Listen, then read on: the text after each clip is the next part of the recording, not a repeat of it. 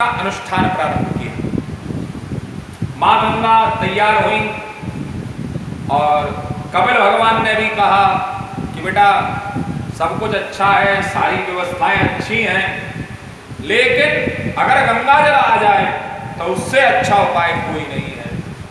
तो अंशुमान ने माँ गंगा को लाने का एक कठिन मनोरथ प्रारंभ किया और अंशुमान ने अब यहां से गंगा जी को लाने के क्रम में अनेक तप किया और इतना तपस्या की कि समय आने पर उनकी मृत्यु हो गई, परंतु उनको सफलता न मिली। अब उसके बाद में अंशुमान के पुत्र हुए राजा दिलीप। दिलीप का चरित्र है। दिलीप का क्या चरित्र है? दिलीप बहुत ही उच्च कोटि के गौ भक्त की कथा इसमें बड़ी सुंदर हमारे यहाँ पर कही गई है रघुवंश महाकाव्य में। और रघुवंश महाकाव्य में राजा रघु का तो वर्णन नहीं है, साथ में इनके जो दिलीप हैं, दिलीप राजा दिलीप का इतना सुंदर वर्णन है कि कहा नहीं जा सकता। तो दिलीप ने बहुत तप किया क्योंकि उनके पिता जो थे अंशुमान ने दिलीप से कहा कि तुम्हारे जो बाबा जो है दादाजी इत्यादि हैं, ताऊ जी इत्यादि, वह बाबा लगे, बाबा इत्यादि लगे, बोले वह तुम्हारे जो पूर्वज हैं, पूर्वज मान लें, पूर्वज जो हैं वह इस समय अतृप्त हैं और जब अतृप्त हैं तो उनको तृप्त करना अगर कोई कर सकता है तो वह गंगा का जल उन्हें तृप्त कर सकता है। और गंगा का जल अगर उन्हें प्राप्त हो जाए, अगर उन्हें साध्य हो जाए तो वह सब के सब परिपूर्ण हो जाएंगे, तृप्त हो जाएंगे। तो दिलीप ने भी वैसी तपस्या की, परंतु वह भी असफल रहे। अब दिलीप के पुत्र हुए राजा भगीरथ। भगीरथ ने बड़ी तपस्या की। राजा भगीरथ ने बहुत तपस्या की और इतनी तपस्या की महाराज लाख वर्षों तक का वृत्तांत हमको प्राप्त होता है कि उस समय पर जब तपस्या उन्होंने की तो मां गंगा ने उन्हें दर्शन दिया और दर्शन दे करके पूछा भाई क्या चाहते हो तुम? तो उन्होंने बड़ा सुंदर कहा प्रभु मां भगवती आप मृत्यु लोक में चलिए। मां भगवती ने कहा ठीक है मैं चलने को तैयार हूं, लेकिन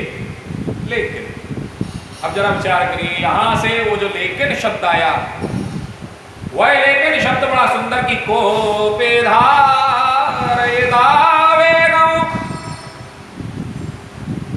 पतन्त्या में महीतले अन्यथा भूतलं भित्वा नृपयास्ये रसातलम्। पहला उन्होंने बड़ा सुंदर कहा, मां गंगा ने दो प्रश्न रखे और दोनों प्रश्न सार्थक थे। पहला प्रश्न था मां गंगा ने रखा कि कोपी धारयिता वेगं पतन्त्या में महीतले। जब मैं बड़े वेग से मैं स्वर्गलोक से मैं पृथ्वी तल पर गिरूंगी, मैं ऊपर से नीचे आऊंगी, तो उस समय मेरे वेग को धारण कौन करेगा? कहीं ऐसा ना हो हे भगीरथ, अन्यथा भूतलं भित्वा नृपयास्ये रसातलम्। कहीं ऐसा ना हो कि मैं बड़े वेग से पृथ्वी पर गिरूं और यह पृथ्वी रसातल को चली जाए। इस कारण से मैं पृथ्वी पर नहीं आऊंगी। अगर कोई मिल जाए तो बोले मां अगर कोई मिल जाए तो आप तैयार हैं? बोले एक और मेरा प्रश्न है, अगर कोई उसकी पूर्ति करने वाला हो तो मैं तैयार हूं। बोले क्या? किम चाहमुना भुवं यास्य नरा मय्यामृजन्त्यगमो मृजामि तदघं कुत्र राजस्तत्र विचिन्त्यता। हे राजन, हे भगीरथ, इसके अलावा एक और मेरे मन में एक शंका है। बोले क्या मां? बोले जब मैं पृथ्वी पर आऊंगी तो मेरा पृथ्वी पर आने का प्रयोजन क्या है? पृथ्वी पर आने का प्रयोजन है जो तुम्हारे पूर्वजों ने जो पाप इत्यादि किए उनको समाप्त करने के लिए, उनको तारने के लिए मैं आ रही। और जब मैं उन्हें तारने के लिए आ रही हूं तो मैं भविष्य में भी, मैं आज की बात नहीं कर रही कि मैं तार करके वापस हो जाऊं ना। एक बार अगर मेरा पृथ्वी लोक पर आगमन हुआ तो मैं दोबारा नहीं जाऊंगी। और जब मैं दोबारा नहीं जाऊंगी तो उस पृथ्वी लोक में सब लोग आकर के अपने पापों को मेरे अंदर धोएंगे। और जब मेरे अंदर धोएंगे तो हे भगीरथ, इस विषय में तुम विचार कर लो कि मैं क्या करूं। दो प्रश्न रख दिए साथ। पहला प्रश्न, आपको धारण कौन करेगा? मां गंगा को धारण कौन करे? और दूसरा प्रश्न कि जब गंगा इस पृथ्वी पर अवतरित होंगी तो उस समय पर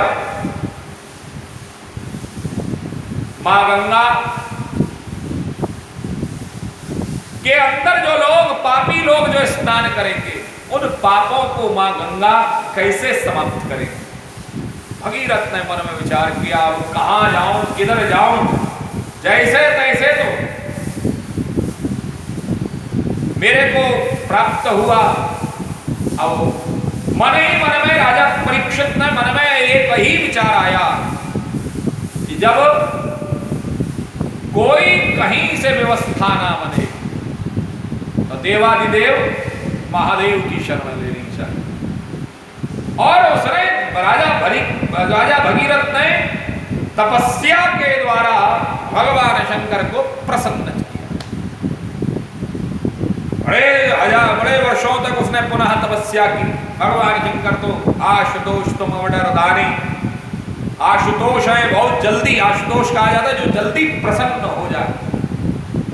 ऐसे भगवान शंकर प्रसन्न हो गए। कहा बताओ क्या चाहिए भगीरथ? भगीरथ ने कहा प्रभु क्या चाहिए? कुछ नहीं चाहिए, आपका आदेश चाहिए। बोले क्या आदेश? बोले गंगा आना चाहती है ब्रह्मलोक से और आपका आशीर्वाद हो तो मां गंगा पधारे।